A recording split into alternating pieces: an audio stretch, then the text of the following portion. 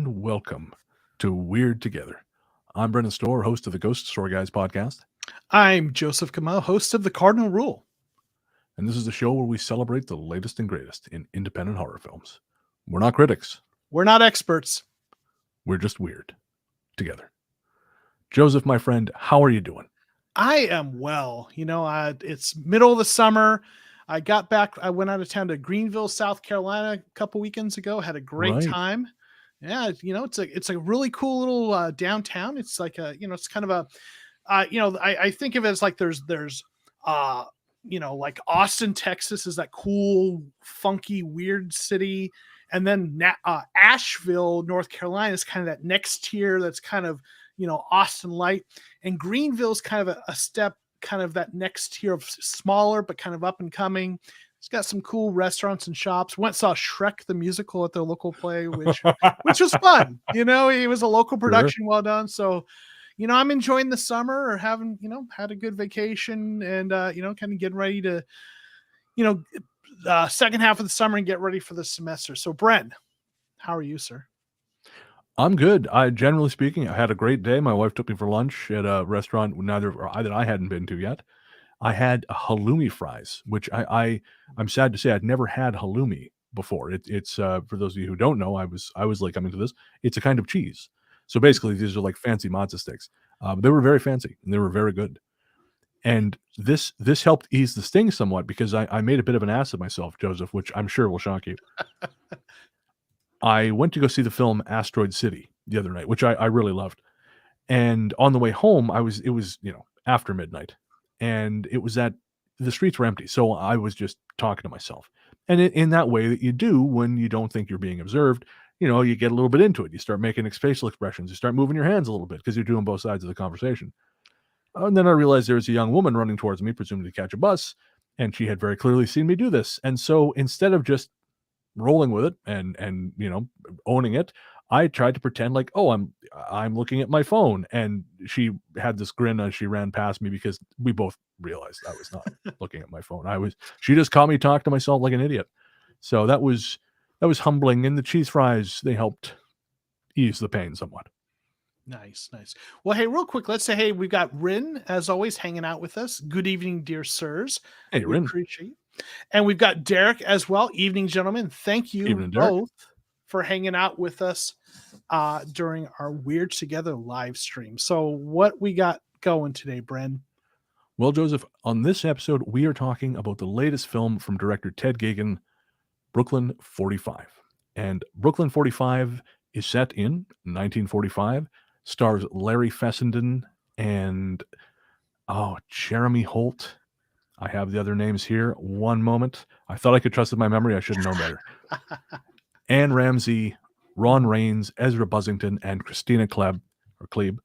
And it is really about it's about a lot of things. It's about grief. It's about war. But in the broad strokes, it's about a séance that goes very wrong, and about a party that I think it's a party we've all been to. If you're the character of Bob, who is the date. Everyone else knew each other and worked together during the war on the Allied side. Bob is a government clerk, and if you've ever been to a party with your respective other, your partner, your significant other, who works somewhere and they're with their work friends, and you don't know a single goddamn thing about what's going on, that is very much the vibe of Brooklyn 45. And of course, there's a lot to talk about with this movie, given the subject matter and some stuff that we learned afterwards. But before we talk about the film itself, Joseph, you never go into the movies alone. You bring every other film, what's going on in your day, every other experience with you. And so that's why before we talk about any film on the show, we have to take apart the baggage.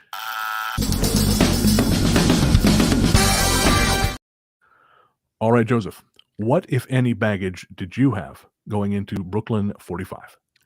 I didn't have much. I wasn't familiar with the filmmaker. I hadn't, done any reading about the film ahead of time. I kind of went into it with a blank slate. The only thing I really had was a fear that ended up being nothing to worry about. when I saw the name, I worried, is this going to be some sort of spoof on Brooklyn Nine-Nine? Right? Just which, if nothing else, this speaks to the importance of thinking about the title, and because that's the first impression people get. Clearly, unless there's something I'm missing, it was in no way derivative of or lampooning or any way connected to the Andy Samberg comedy. But the name certainly has a certain kind of structure to it that gave me that thought initially. Yeah, so interesting. I hadn't considered that. I think maybe like an apostrophe or something. I don't know. Perhaps it was another way to do that. But regardless, I didn't really have any baggage going in myself. I had not seen any of Ted Geoghegan's other films. I watched Mohawk this morning, so I'd have a point of reference, which was his previous film, if I'm not mistaken. And I'd heard his name pop up on the Movie Crypt podcast, which I used to listen to quite a bit. But I'm not really familiar with his work. I came to the film because I read, as with a lot of films we talk about on here, some positive reviews. The one I read was Sheila O'Malley's review on the RogerEbert.com. She spoke very highly of it. And also, I really dug the poster for it. I don't know who created the poster, but it's a very old school design. Very cool. And the special effects that I saw in the preview image on the Roger Ebert review, that looked very Ghostbusters, which I thought was cool. And later I learned that was intentional. They did a lot of in-camera practical effects. So yeah, I didn't have much going in either. I didn't know what to expect. Aside from knowing Larry Fessenden was in it, I'm a big fan of his work, especially as an actor. As something Egan said is that, and I think I'm pronouncing your name right, Ted. If I'm wrong, I apologize. I hope you got better things to do than watch this, but if you do, and I'm getting your name wrong, let me know. But he said that Fessenden is a great actor who doesn't get enough really meaty roles to sort of flex in, and so he wanted to write something for him that was a much more substantial role. And as we'll talk about in the Toctagon, it really worked out because I thought Fessenden was great in this. Yeah, fantastic. All right, so we've broken down the baggage, and as you and I both know, there's only one place men such as us can talk about these kinds of things, and that's the Toctagon. Welcome to the Toctagon. 2 men enter, 2 men leave. All right, Joseph. I've limbered up. My ego has recovered from the beating it took on the last episode when you reminded me of my place in the social pecking order. Yes. Dishwasher go whoosh. Dishwasher go whoosh. And if you want to know what the hell we're talking about, listen to the previous episode of this show over on, you can either watch it on YouTube or it's on our RSS feed. To search for Weird Together wherever you get your podcasts.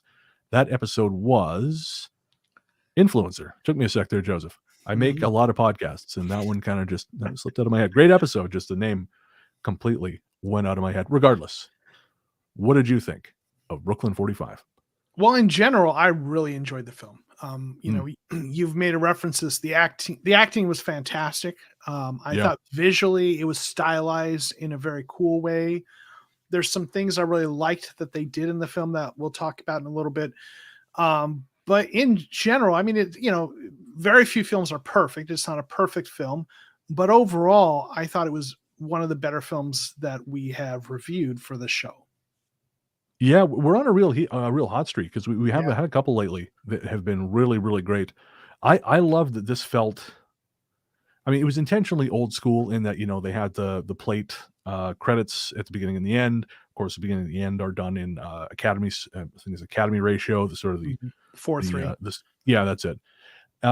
So obviously intentionally old style, but also old school in that it gave really talented character actors a chance to stretch their legs and to really dig into some meaty dramatic stuff that, again, I feel like it's rare to see this. Like one of the criticisms I read of the film online was that these actors are too old for these roles, which I think is so reflective of how we normally cast movies. We've got there's Zac Efron as a 5-star general. I mean, right. no shade to Zac Efron, but that we cast everything so fucking young.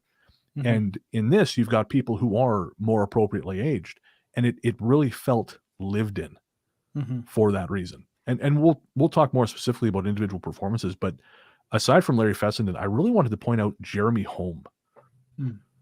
who I just thought was brilliant. He played Archie. Yeah.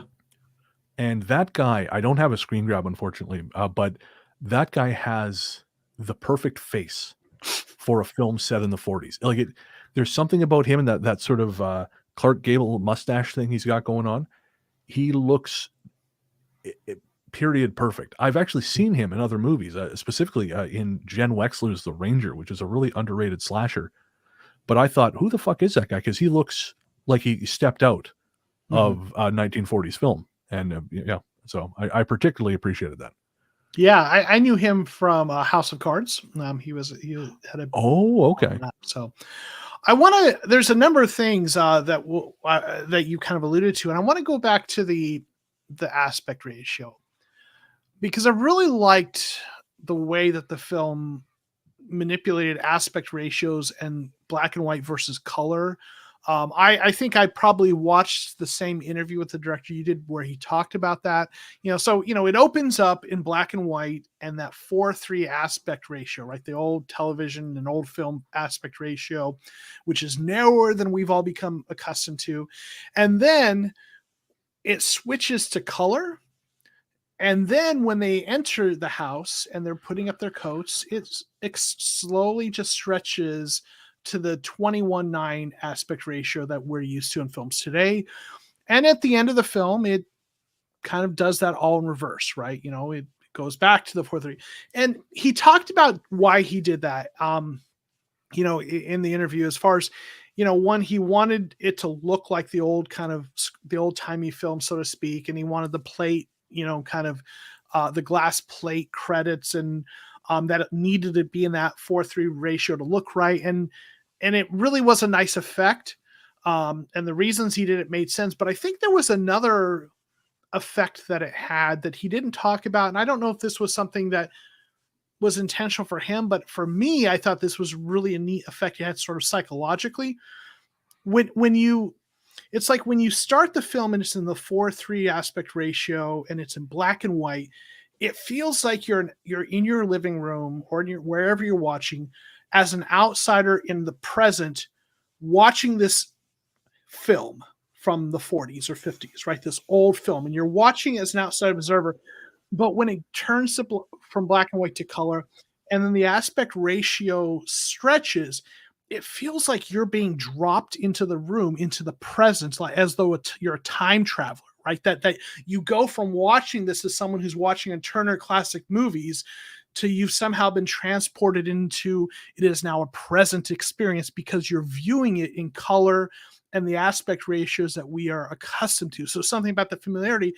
And to me, it feels like it pulls you into the film in a really interesting way. And then in reverse, it kind of helps you out to exit the film. And then you're watching the credits on your television in your living room on Turner Classic Movies again.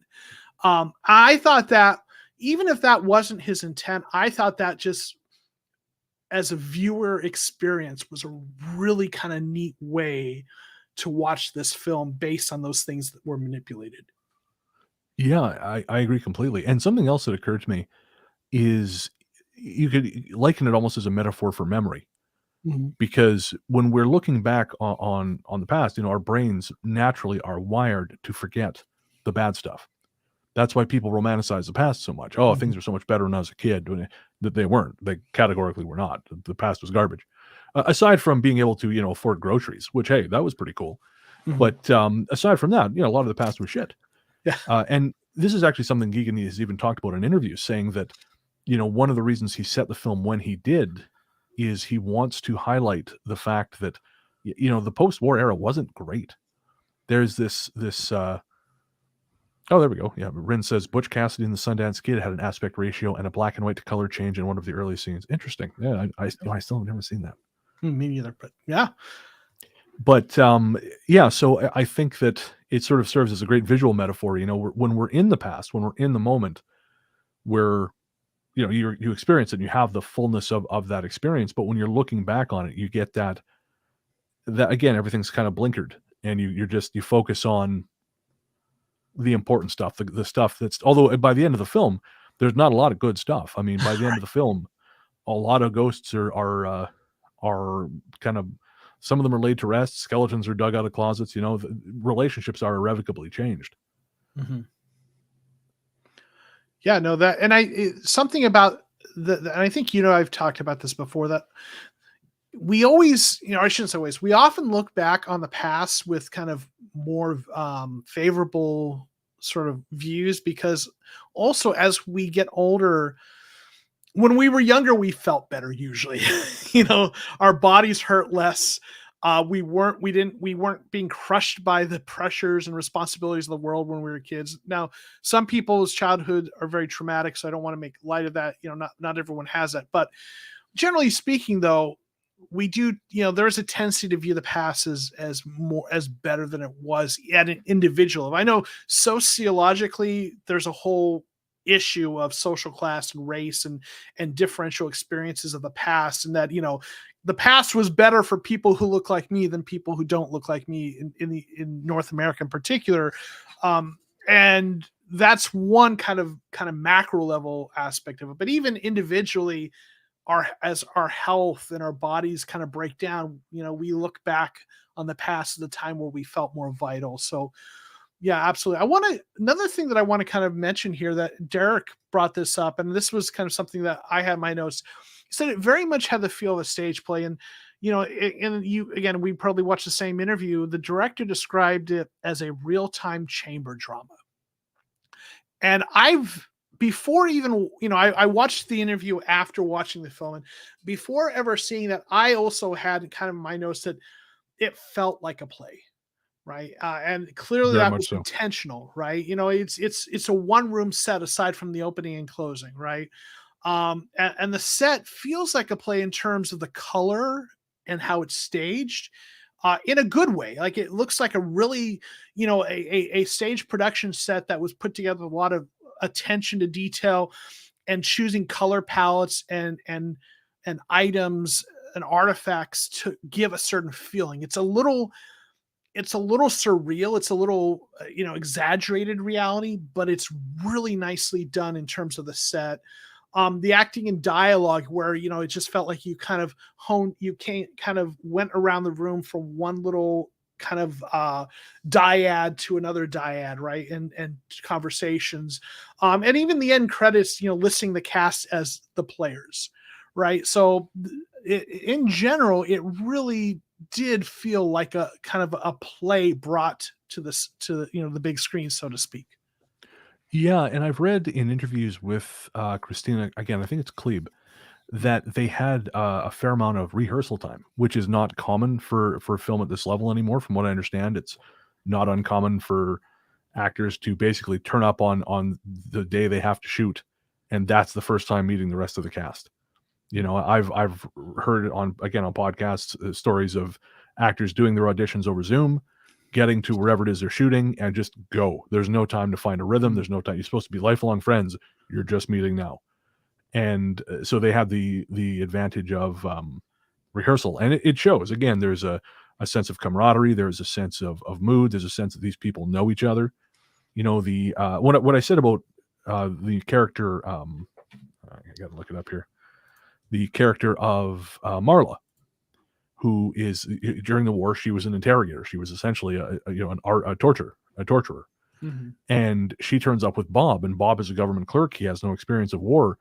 And they really effectively show that feeling I was talking about, where you walk into a party where you don't know anyone and you don't get any of the inside jokes. Mm-hmm. And again, that's only something you can do if you can establish the group dynamic. So yeah, again, I think using character actors allows you to do that. Using people who are, I think actually the actor who plays Bob, Ron Raines, I think he is a stage veteran, and I assume the others have probably done stage as well. So it just allows for that, the quality of the script and the quality of the actors, I think allows for that kind of that shorthand. I think, if I'm not mistaken, I think the director also said that when they filmed it, they kind of went chronologically in the story. They kind of filmed it through instead of jumping around. Oh, okay. I missed that. So for the actors, it probably felt very much like a play, right? Performing it kind of straight through. Um, so I think that also, in the interview, he talked about how that allowed, instead of dropping in at a scene an hour and a half in and having to, remember how do I feel at this point in the experience, you've been working your way through the story and building yourself up to where your character is at that point in the evening and how they're feeling. And I think, the cast was outstanding. I think the acting and the quality of the acting is first and foremost attributable to their talents. But I think that the way the film was done in terms of production, I think also made it a lot easier for them or enabled them, to really do their best for some of those reasons. So, but yeah, I mean, Anne Ramsey, who played Marla Sheridan, she was, to me, her performance stood out. I mean, it was Oh, great absolutely. performances across the board, but she was fantastic in that role. And for those of you who haven't seen it, she is also in is it The Taking of Deborah Logan? Mm. Yeah, that's it. The Taking of Deborah Logan, which is, I think, a film that at the time didn't really get the attention it deserved, but has grown a cult following in the years since its release. And it's a very good horror film. And she's also excellent in that. And I agree. She's brilliant. I mean, Mhm. especially later, when we discover that Hawk, played by Larry Fessenden, has called his friends to his house because his wife last year committed suicide. And he wants to have a seance because he cannot handle the notion that she is gone. And he wants them to participate in this with him. And later, again, folks, we spoil the shit out of these movies, although you should still watch them. Actually, there's a great podcast. It's not made anymore, but I think the archives are still online. It's called Switchblade Sisters. It was produced by the writer April Wolf, I think is her name.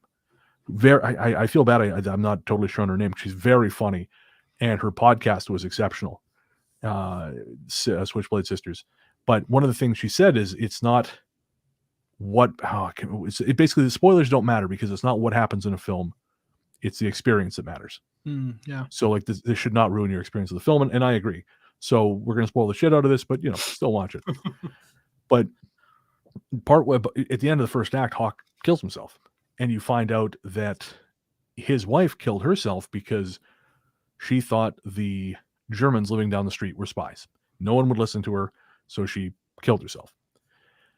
And you find out that Hawk actually has her tied up in the closet, the German girl that his wife thought was a spy.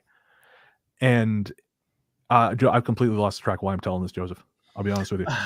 I was distracted by Anne something. Ramsey and what a great actor she is. You talked Right. about that. Okay. Yeah. So later she decides she's forced by Paul, one of their friends, that sort of the military man of the film, and she's forced by him to torture Hildy, the German girl, to see if she is in fact a Nazi.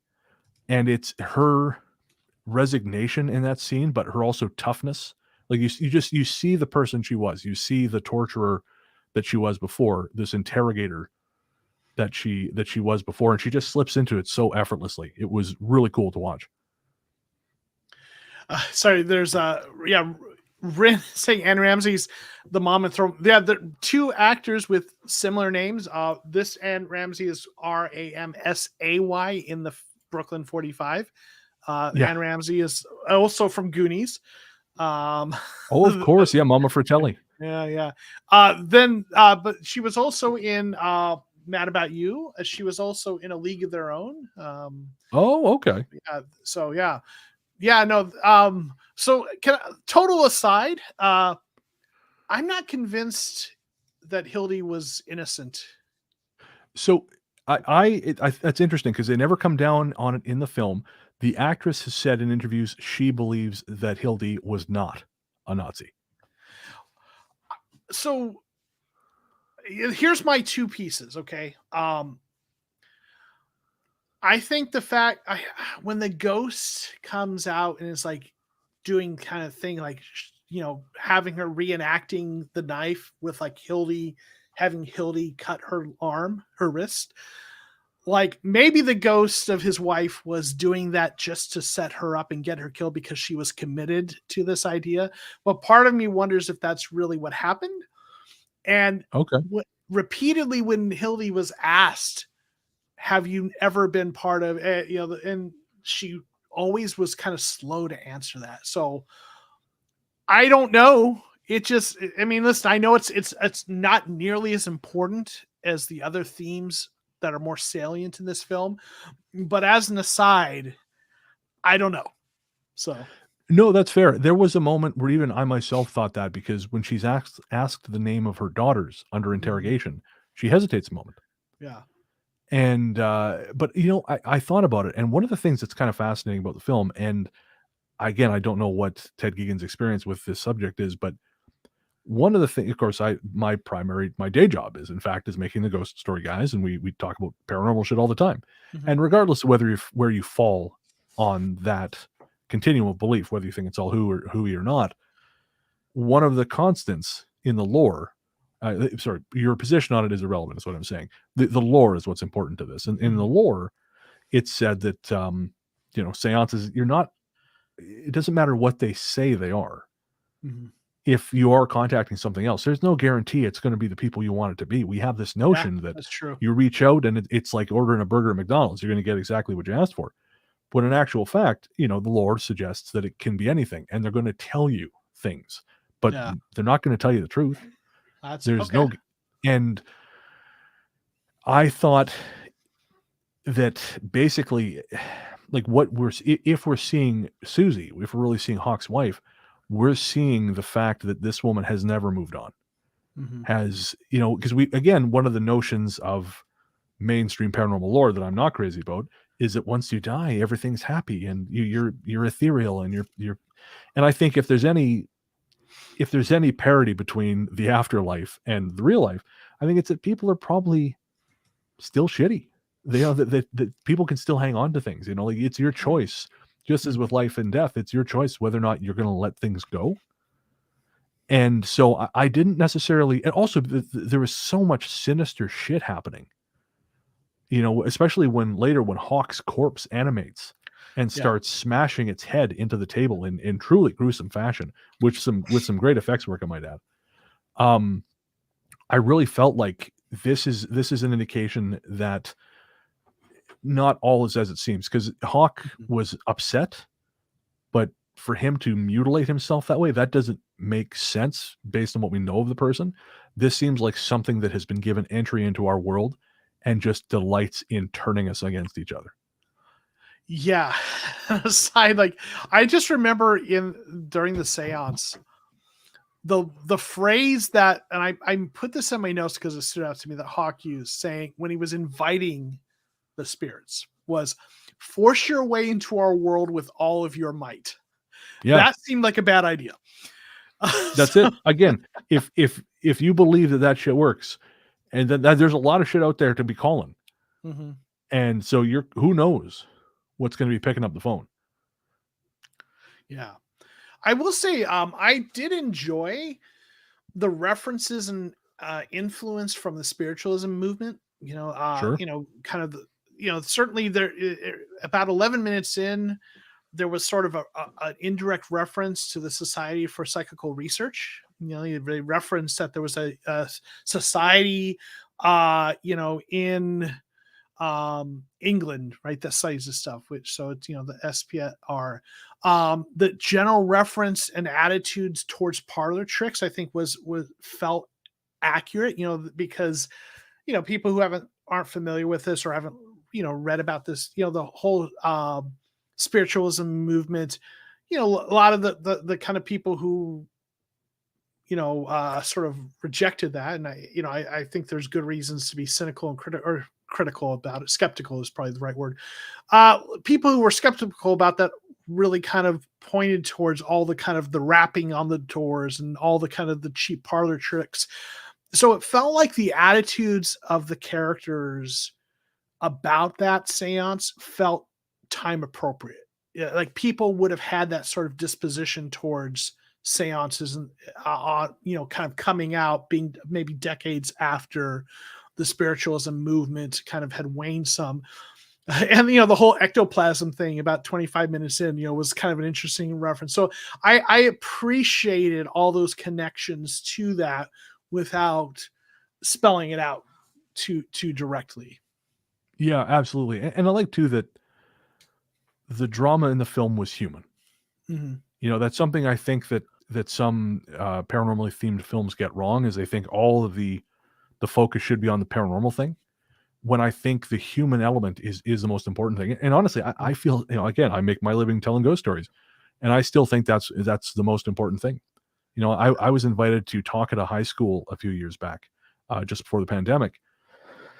And, obviously I talked about being a writer. I talked about, the podcast wasn't as popular then as it is now, but I still talked about podcasting. But my takeaway, and I think this is one of the reasons that, some folks don't take to my show, is that I say that whether or not anything happens after you die is kind of irrelevant, Mhm. because what matters is here, and what matters is people, and what matters is the way you live your life.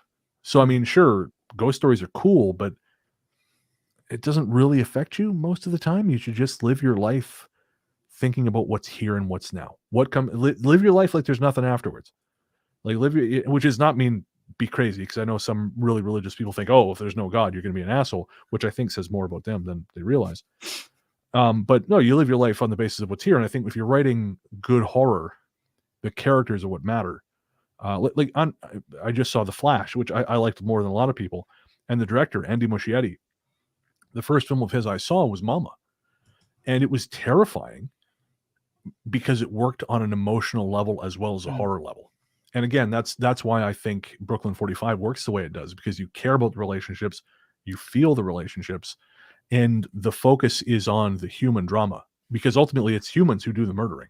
I mean, the Yeah. ghosts can suggest and lie and whatever, but I mean, who knows that they're telling the truth?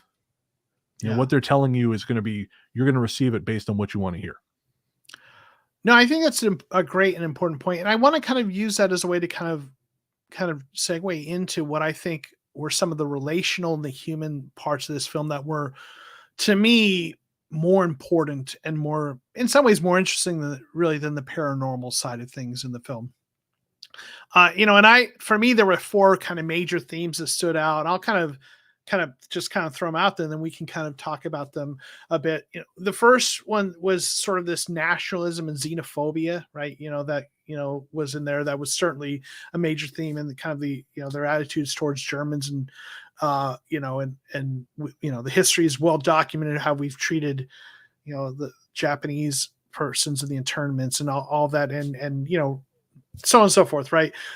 There certainly was some kind of topics related to sexuality and toxic masculinity, and kind of the where things were with the LGBTQ community at that point in history, grief and PTSD, obviously, and a topic I'll want to get into is kind of this complicated nature of evil, right? Kind of war and obedience to authority. So, but I think I think like maybe the first one I want to talk about is that the whole kind of sexuality and toxic masculinity thing, because what was really interesting was the relationship between Major Archibald and Major DeFranco, right? Because like there was sort of this ribbing back and forth about Archibald's you know kind of closeted sort of sexuality, which at that time historically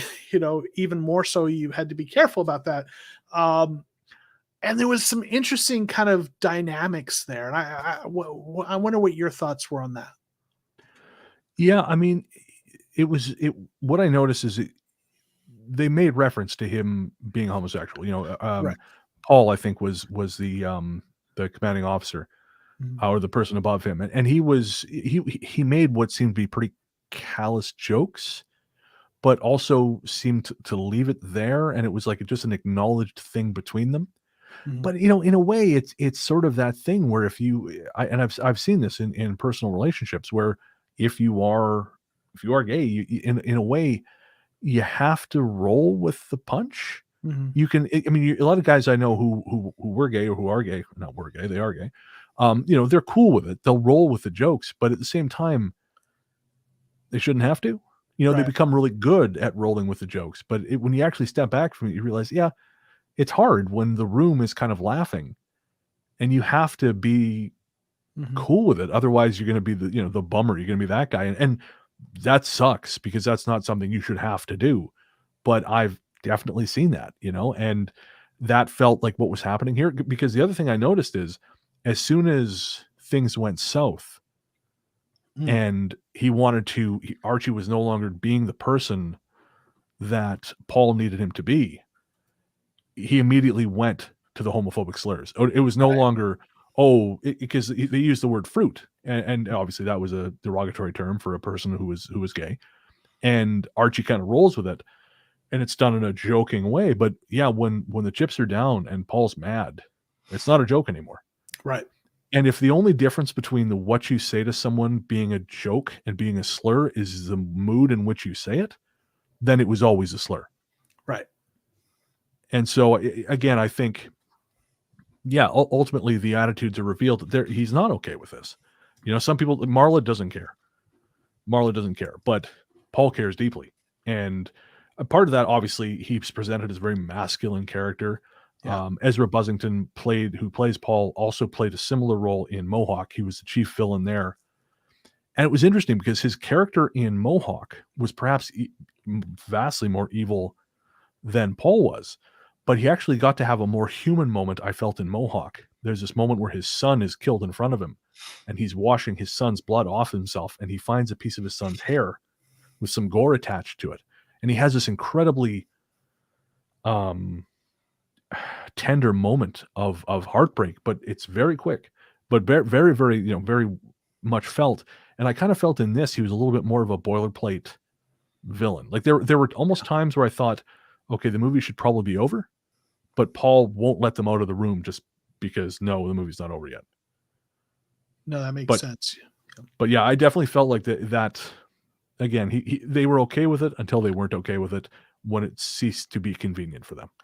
Yeah, like the first time that sort of conversation kind of goes in a direction, it was like this banter that, like, they kind of create this falsely tense moment, and he's saying these slurs, Paul's saying these slurs, and Archie's kind of acting kind of serious about it, and then he just breaks the tension, and it's like, oh, they've done this dance before, right? And it's not something that someone should have to endure, or you shouldn't have to have that kind of reaction, obviously, but in that time, it was a different time, and that's kind of again, it's not, there's a lot of problems still in terms of how those populations are treated, but he kind of had to do that. But like you say, when shit got real, it was no longer just banter. Um, the thing I really want to talk about with this in particular was the whole thing about the complicated nature of evil, because one of the things that's revealed is Archie's character is going to be sort of on trial for war crimes, and they don't really talk about what it is initially, but then they later in the film reveal what happened, and that under the orders that were kind of sent down through the chain of command that included Paul and Hawk. Um, he threw grenades into a building with a bunch of children, basically, and killed them. And it's obviously it's horrific. And there's a lot of conversation in the film about, is he evil? And he's even wrestling with that. And ironically, there's a point where the only person who's saying he's not evil is Hildy, the woman who had been would maybe have all the reason to hate him the most, which was certainly interesting. But they talk about this conversation about evil, and for me it reminded me of some famous studies, experiments that have been done that kind of explored this. And you may be familiar with this, you may not be, but Stanley Milgram's experiments. He was a psychologist who in, I believe, is the early 1960s, did some experiments in obedience, and what they did is they had people come into a lab, and they had one person who was the participant and a second person who was actually part of the study acting, but the participant didn't realize that the person was in league. And one person would be set up as a teacher, the other as a learner, so to speak, and they had to answer certain questions matching words. And the person who was actually the not in the know, the participant, thought that they were administering shocks to the other person if they got them wrong. In the shocks would be an increasing magnitude and to a point that could potentially be deadly. Now, the whole thing about this is the person who actually was on the other side was part of the study, was not actually being shocked, but as they hit the switch to administer what they thought was a shock, they had recordings of the person reacting and with great, more intense desperations, get me out of here, I don't want to. And when the whole point of this was to see if a person under a direction of authority of an authority figure would do horrible things. And the people who were part of the study were led to believe that they were just doing a psychological study about learning. Yeah. And the results were about 2/3 of people continued administering shocks all the way to the highest level when they were told to keep doing that, right? When they were told, no, we need you to continue to do this. We will be responsible for it. Yeah, Rin saying that study was so awful. So many people following orders. And listen, I teach sociology. I teach research methods. And I will tell you, in academic circles, this study is cited more often about the ethics of the study than the actual findings. Like certainly what it tells us about people is scary. When you teach research methods, you often talk about how a study like that would not get approved by an institutional review board today. You couldn't do a study like that today. But the study was kind of inspired by Milgram was inspired by when you look at kind of what had happened in Nazi Germany, were all the people who, were part of that truly evil to the core, or structurally, contextually, do people in certain contexts do horrible things, right? And it's a complicated topic and answer, but certainly this film reminded me. And then there's one other study I'll mention, the Stanford prison experiment. You've probably heard of that. Philip Zimbardo in 1971 had a number of students who were playing either prison guards or prisoners. It was supposed to be a 2-week study. They ended it after 6 days because the behavior and the treatment was getting worse and worse, and people were internalizing it. And they talk about the power of the situation. Now, it doesn't hurt that, or it doesn't help that, he looks a little bit like Ming the Merciless. Philip Zimbardo does.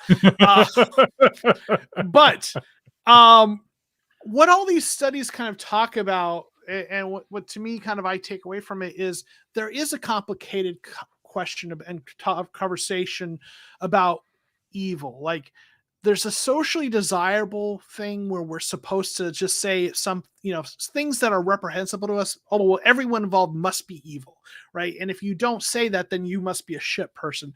But it's complicated this is not to take the responsibility off people, but like when people are in structures where they have authority structures that tell them to do things, and they're expected to fill a role, and everything around them is in concert with that and reinforces that, there are structural incentives where there are evil structures that make people who are complicated humans do evil things.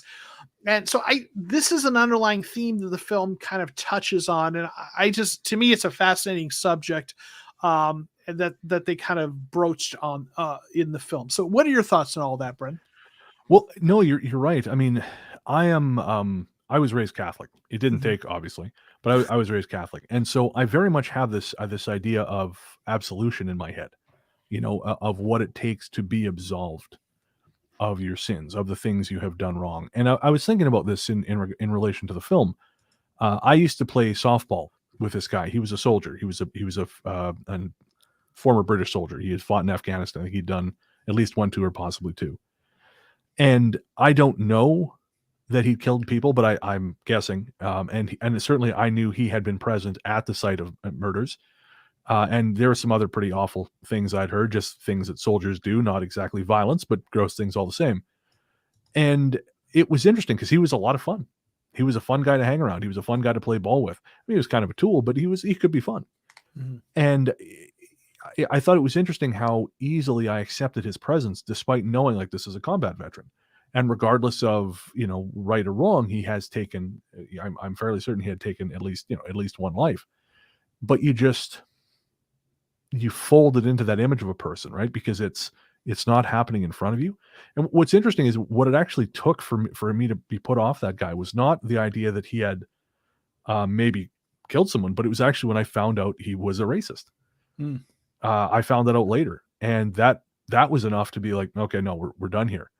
And I wonder if it's a difference between seeing something happen in front of you and sort of not being present Mhm. for the other things, kind of hearing it third party. But anyways, setting that aside, I wonder that myself. I wonder, what do you do if you love someone who's done bad things? How do you square that?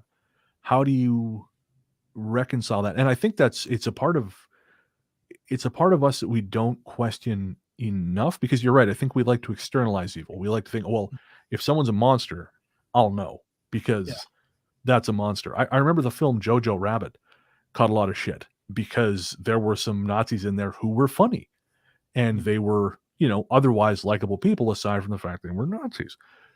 And the film was really lambasted for this because they said, well, that's bullshit. Nazis are evil. Well, yeah, but also they were people. Mhm. And you need to be able to identify this. You need to be able to, it's because if you think, like if for me, even that soldier, again, I don't know that he'd kill people. I have a suspicion, but I don't know. But if he had, I'm chumming around with him playing softball. But if I was one of the Afghani villagers who'd been affected by his violence, they'd look at me and go, what are you doing, man? Oh. This guy's a monster. And it sort of puts the lie. I used to hang out with this guy, and he once told me he was hanging out with some other really sketchy people. And I said, they're kind of dicks, man. He goes, yeah, but they're nice to me. Well, that's a bullshit excuse. They're nice to me. And I recognize that's nonsense. But it's important then to recognize, okay, so they're nice to me. What are they like to other people? And is that combined, like the difference in that sin, enough for me to be okay associating with them? Like, we need to recognize people can be more than one thing, but we also then have to weigh those things in the balance and determine how comfortable we are with one or the other. Because, again, like, okay, I knew a guy I used to hang with. Actually, funny enough, I just watched this documentary called Kings of Coke about the West End gang in Montreal. And Montreal in, I think this was the 70s, was a haven for bank robbers. The place was just Christmas. Banks were getting robbed all over the place. And it reminded me that I used to, when I was working at Radio Shack back in Revelstoke, this guy used to come in and borrow money from me. And he was the next bank robber. I forgot about it. I just remembered his name was Doc. And he had done time in Montreal for being a getaway driver for a bank robbery. And I just, at the time, I didn't think about it because you don't really have as much of a moral sense when you're younger. But as I'm older now, I realize you got to weigh, okay, so he was funny and he was fun. And again, he would come and borrow $10 from me every now and again. But if he did that, then he was also participating in violence. I have to try and figure out which is weighted more to me. But we have to be able to hold those two opposing ideas in our head. Like, they've done evil shit. And okay, so how much access do I give them? How close do I let them in? And I think we're not at a place where we can do that, because I think we have these really simplified ideas like, oh, they've done bad, so they're out. Yeah. Or, but I don't think we've entertained sort of that gray area. And like Archie was a very, taking it back to the film, he's a very classy guy, very fun guy, very funny guy, but also he killed a bunch of kids. It's very complicated, right? And yeah, it's tough because like it cuts a lot of different ways, because on one level, if you humanize a person who has done horrible things, then that becomes a socially undesirable thing. Like you maybe become, someone say you're making excuses for them, or how could you, and at the same time, then there are like there are things we're all participating. I mean, not to get too sociological here, but like global capitalism is kind of screwing a lot of people over, and we're sitting in our homes with some very comfortable things that are made based on really cheap labor. Oh, yeah. So like, where do you draw the line? And it becomes very complicated. And If then I just, people. I'm sorry. I just want to just kind of throw this in. Just this analogy just occurred to me. But cancer is your own cells. Mm. You can so you can humanize. Well, they're my cells. They're of me. Yeah, but they're also fucking killing you. Yeah. And it's the same thing. This person is. Oh, he's a guy. He laughs. He makes me laugh sometimes. Yeah, but he's evil. Like Yeah. he did shit that is unforgivable. If we've sort of decided these things are unforgivable, we have to then exile this person or put them through the system, which alleges to punish them in a way that is commensurate to their crimes. Yeah, it gets complicated because then you're like, well, where do you draw that line, right? And we as a society have to make those decisions, and it's part of the reason we have laws and judicial systems and processes to do that. But it does become difficult and complex to kind of do that calculus, so to speak. So, Yeah. it's definitely an interesting conversation, and there's a lot of layers to it for sure. Yeah. I wanted to jump to the xenophobia thing because obviously the film hinges on the fact that Hildy is German, and therefore she's immediately worthy of suspicion because she has a German accent. Mhm. But something that came up during an interview with the actress who plays Hildy, again, Christina Klebe, or Kleb again, I apologize, I can't remember which, she did some historical research in preparing for the role. And one of the things she was shocked by was the existence of the German-American Bund, which, of course, was a Nazi organization that flourished in wartime America, culminating, you could say, in a rally in Madison Square Garden, I want to say 1939, which was attended by some 20,000 people. 20,000 Nazi sympathizers in New York City, openly celebrating their allegiance to this foreign power, which was mowing its way through Europe. And I guarantee not all 20,000 of those people had German accents. Yeah. And if you look even at a cursory reading of history following the post-war, following the Second World War, big business didn't really care who was a Nazi and who wasn't. It was all about who was useful. And again, it's the enemy is among you, and trying to separate them by, well, they sound like this, they look like this. That's bullshit. It puts the lie to all these things. Well, the Japanese. Were some Japanese people in the Second World War, working for the emperor? Maybe. Certainly not all of them. Certainly not even, I would argue, a significant portion of them. But they were easy to point out and punish because they looked different. But I guarantee you, most of those people at that German-American Bund rally did not have their property taken from them. Yeah. And I think it's like, obviously, we're in a situation now where we're overrun with goddamn Nazis again. And we're still on the lookout for the other guy.